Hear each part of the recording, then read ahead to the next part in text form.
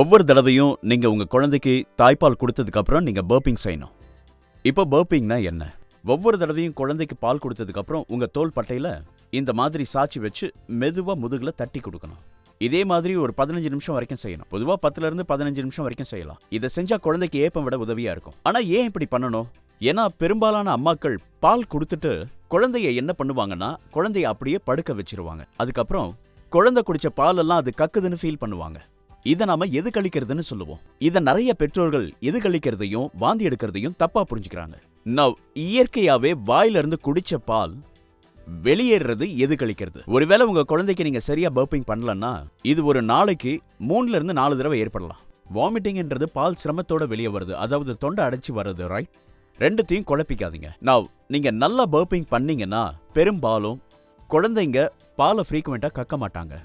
So ஒருவேளை நீங்க குழந்தைக்கு நல்ல பர்பிங் பண்ணாலும் அந்த குழந்தை இன்னும் எது கழிக்குது அப்படின்னா நீங்க அதை பத்தி கவலைப்படாதீங்க. ஏப்பத்தை ஃபோர்ஸ் பண்ணி வர வைக்க முடியாது. ஏப்பம் நேச்சுரலா வரணும். உங்களோட வேலை குழந்தைய தோல் மேல தட்டி கொடுத்து ஏப்பம் வரத்துக்கு உதவி பண்ணணும். மத்தது இயற்கையாவே நடக்கும்.